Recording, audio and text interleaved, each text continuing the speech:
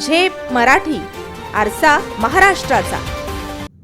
धुळे शहराजवळील चाळीसगाव चौफुली येथे आज भीषण अपघात घडून एकाचा मृत्यू झाल्याची घटना समोर आली आहे. या अपघातात 2 जण गंभीर जखमी झाले आहेत. भरधाव कंटेनरने 4 वाहनांना दिलेल्या धडकेत ही दुर्घटना घडली.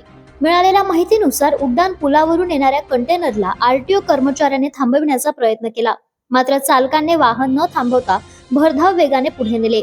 यावेळी चालकाचा ताबा सुटल्याने या कंटेनरने एकामागून एक अशा 4 वाहनांना जोरदार धडक दिली. या अपघातात एका ॲपे रिक्षा चालकाचा जागीच मृत्यू झालाय, तर 2 जण गंभीर जखमी झाले असून त्यांच्यावर जिल्हा रुग्णालयात उपचार सुरू आहे. दरम्यान आरटीओ कर्मचाऱ्यांनी चुकीच्या ठिकाणी वाहन थांबवण्याचा प्रयत्न केल्यामुळेच हा अपघात घडल्याचा गंभीर आरोप स्थानिकांकडून करण्यात आलाय. भाजप वाहतूक सेलचे जिल्हाध्यक्ष रावसाहेब पाटील यांनी संबंधित आरटीओ अधिकारी व कर्मचाऱ्यांवर कठोर कारवाई करण्याची मागणी केली आहे. घटनेची माहिती मिळताच पोलिसांनी घटनास्थळी धाव घेत पंचनामा सुरू करीत पुढील तपास सुरू केलाय.